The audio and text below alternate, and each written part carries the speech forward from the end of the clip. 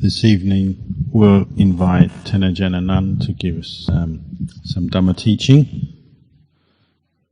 For those of you who haven't met Ajahn Anan before, he comes from Marp Jan Buddhist Monastery, which is in Rayong province, a couple of hours drive southeast of Bangkok. Nice forested mountain. And after I moved from Ubon, after Luang Por Chah died, I moved to live with him there. Spent about 10 years living under his guidance before coming to live here. And it was actually with Ajahn Anan I first came to Australia, the first time in my life that I came to Australia, and for him as well. And that's the beginnings of how this monastery came about. And he's been very supportive of us since living here. So tonight we'll invite him to give some teachings. Tonight I would like to ask permission from Luang Por Liam and all the senior monks and junior monks to speak on the Dhamma. And I give my blessing to all of you who are gathered here on this occasion. You've come here because of your faith in the Buddha Dhamma Sangha, and you've all have an interest to support and help to build this monastery, Buddha Bodhivana Monastery. Tomorrow we've reached the time where we will have the official opening ceremony of this hall, this Ubosada Hall, and the Sangha will establish the Sima boundary for future ordinations and other Sangha Karma.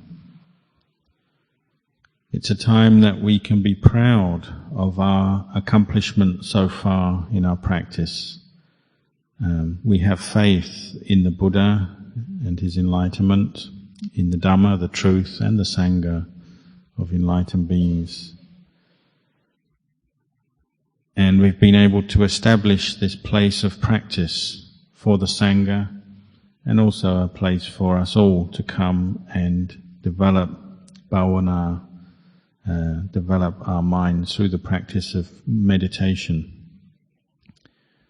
When we practice meditation, we begin using an object, a meditation object, to develop a sense of calm and peace in the mind. Because normally our minds are not so peaceful. They're thinking many things of the past, of the future, and often quite agitated and confused. So we learn to practice meditation in order to understand our own minds better and to find the way to make them peaceful. The more we practice, the more we learn how to develop sati, mindfulness. And in particular, we become more mindful of our own bodies.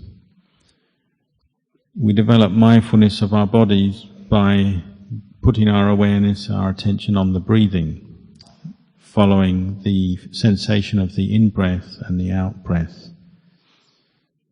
We can also recollect the Buddha as we do this by reciting the word Buddho. So as we breathe in, we recite Bud. As we breathe out, we recite To.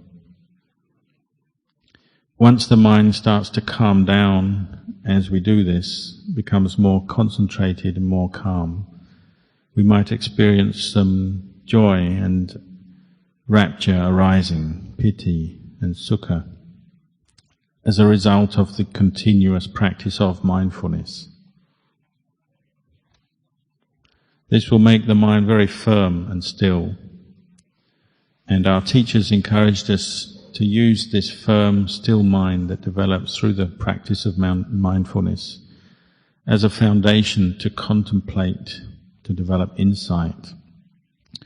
We contemplate this very body, to see it, how it's made up of the four elements, earth, air, fire and water, and to see that the true nature or essence of this body is that it's subject to change, to dissolution, it's impermanent, and in that sense it's unsatisfactory, and it's also beyond our control. It's without an owner. We can't really take it as a self.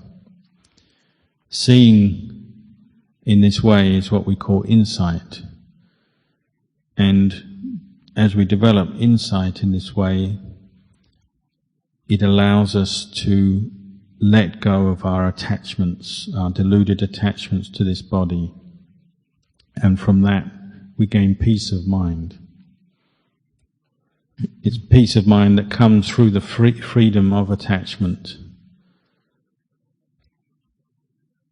And so we must use our effort and energy to contemplate, to see these truths in the nature of the physical phenomena and the mental phenomena that we experience.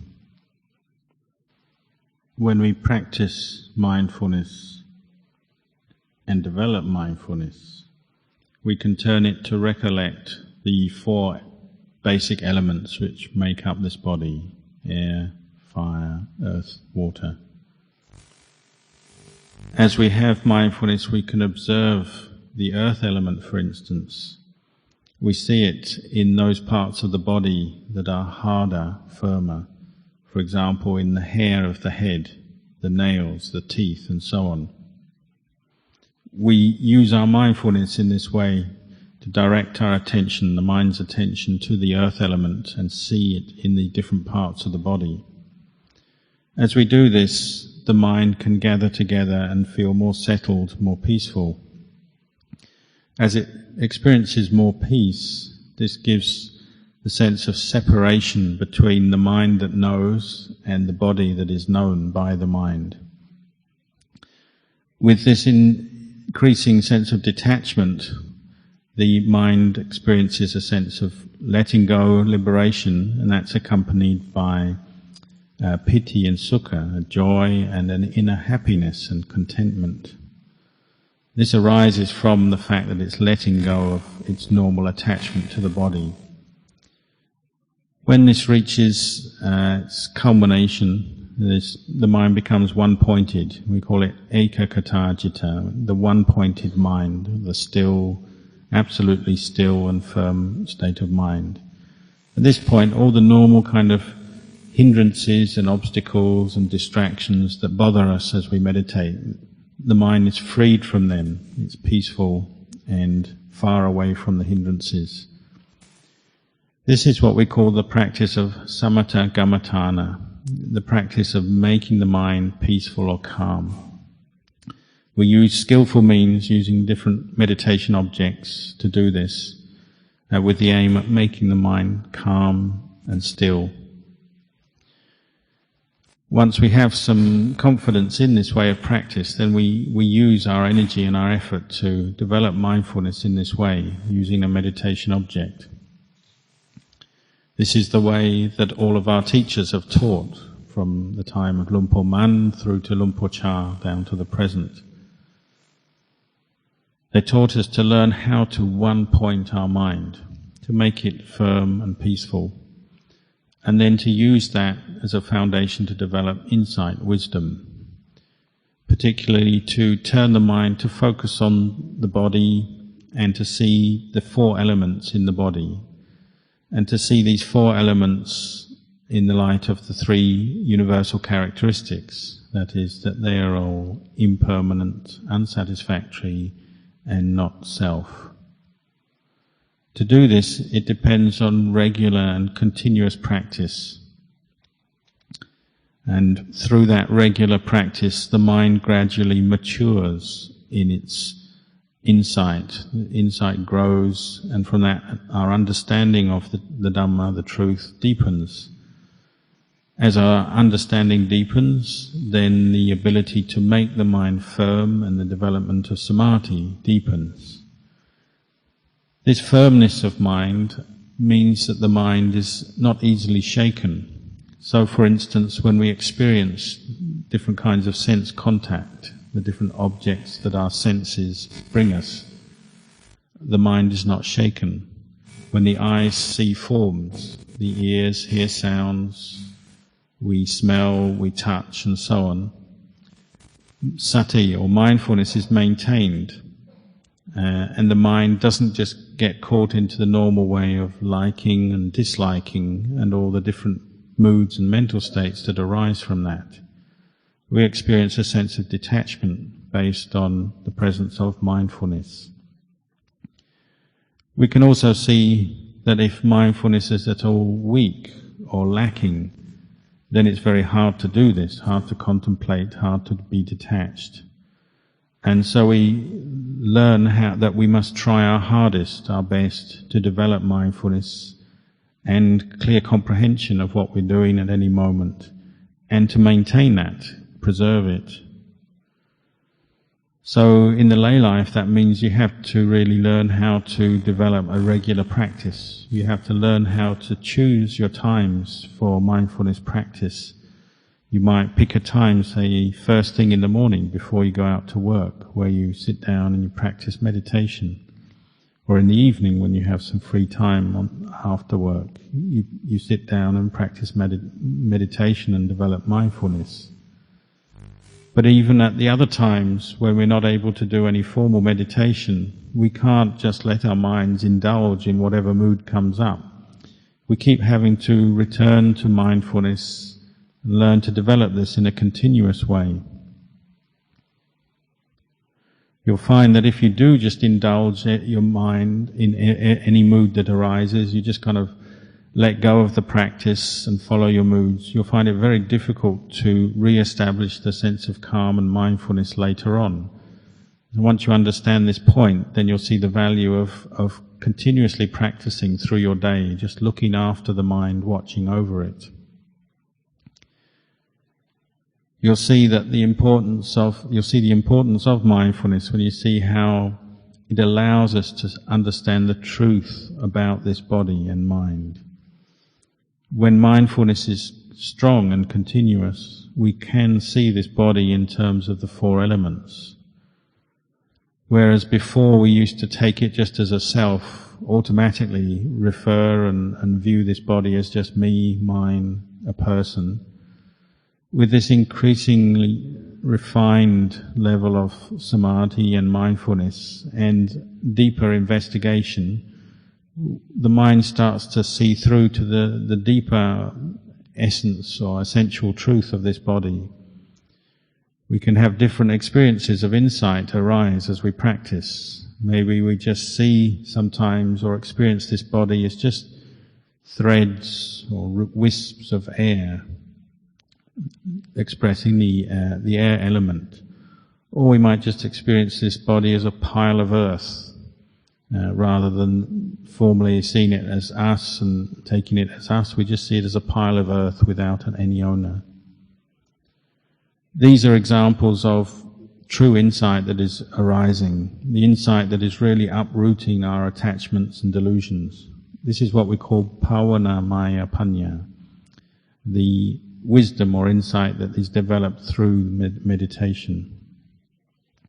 And it's accompanied by peace of mind and detachment.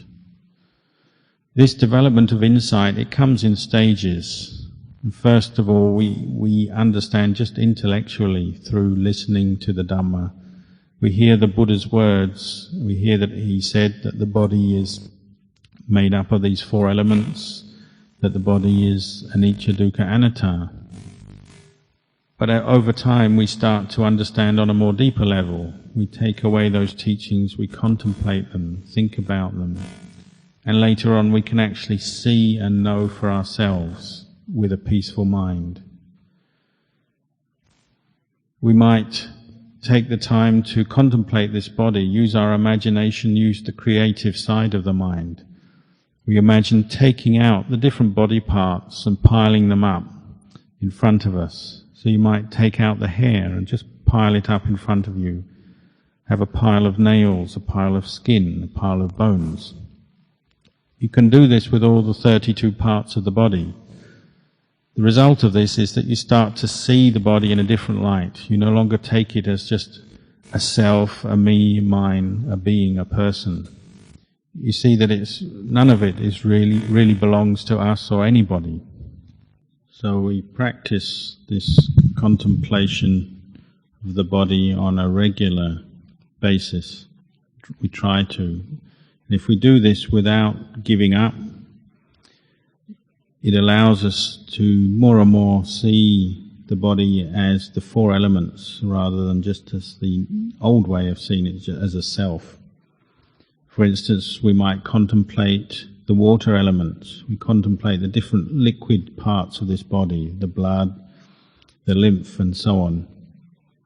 And as you do this, visualize it, contemplate it, recollect it. Ask yourself, is this liquid a me? Is it me? Is it mine? Is it a self?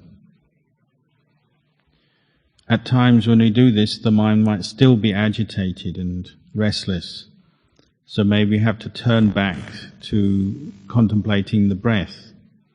Just calm the mind by focusing on the in and out breath. Cool the mind, make it peaceful. We might actually turn to contemplate the breath itself as an element, to see it as the air element, and to see the impermanence of the breath. We see this when we contemplate the fact that when somebody breathes in and doesn't breathe out again, then they die. Or if they breathe out and don't breathe in again, then they die. The breath itself is very impermanent, changeable. It affects the body as well, the rate of the breath, how shallow, how deep it is, and so on. Contemplating the breath like this, meditating on the breath, sometimes the mind might drop into samadhi, becomes very peaceful, goes in very deep. If it does, then maybe turn back to contemplate the body again. Again, turn to see this body in terms of elements, see it's the four elements. Separate these elements out, and by doing so, the sense of self and attachment and clinging starts to fade. If the mind is peaceful enough, just keep contemplating to see the body as four elements, and to see that whichever aspect of the body you contemplate, it's subject to impermanence, it's unsatisfactory, it's not self. You can't find a real lasting self in any of this. The more we see this, the more we experience that kind of insight, then the mind and the body have a sense of separating from each other. This is the fruits of Gayanupassana Satipatthana. The result of it is that we experience a peace of mind. It's something to experience on a repeated basis, over and over again. We develop the peace of mind and use that to support the investigation to develop insight. The more we experience peace, then the more we turn back to contemplate the body and to see the truth. One who sees the truth sees the Buddha. One who sees the Buddha sees the truth. So we've all come here together at Buddha Bodhivana Monastery to practice in this way, to develop ourselves on the Buddhist path, to follow the teachings. We should really contemplate our good fortune, that we all have good chance to practice. We have a monastery here, we have monks who can lead us in the practice. We have a peaceful and stable society here in Australia, so we have the best opportunity available to us. We should take this up, take the chance to study and learn the Dhamma, and this will increase our mindfulness and our wisdom, and it will give us the chance to mature and grow in our spiritual practice in this very life. From this we will gain much happiness. And that happiness won't be just a personal thing, it will spread out to our families and those around us as well. So in conclusion, I give you all my anumodana. I'd like to express my appreciation for all your efforts in practicing and in supporting this monastery. May you progress in the Dhamma and be happy. Dhammayang ovadakatha sadhu karang tatamase sadhu sadhu